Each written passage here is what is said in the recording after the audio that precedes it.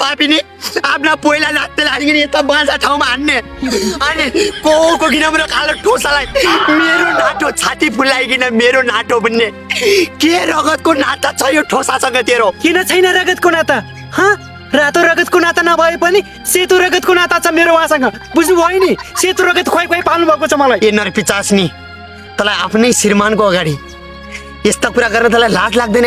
डङ्किनी ए डोग्रा, बोल्दा मुख सम्हालेर बोल्ने गर, बुझिस् नि?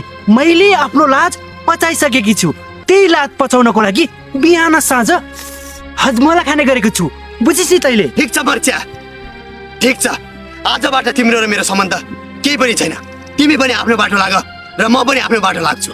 अनि एउटा कुरा ध्यान दिएर सुन, जुन दिन तिमी यो नाटोसँग लाग्यौ नि त्यही दिनबाट तिमी जुठिसकेकी छौ, बुझ्यौ तिमीले? बस डोग्रा बस, अत्त म चुट्टेकी छु त। चुट्टे पनि के भयो त? अनि हरेक शनिबार म व्रत बसेर चोखिएकी त छु नि। वाह मर्च्या वाह, दुनियाँसँग रात बिताउँदै हिँड्ने तिमी अझ शनिबारका दिन व्रत बसेर चोखिन्छु भन्ने कहाँको परम्परा हो, कहाँको प्रथा ल्यायौ तिमीले?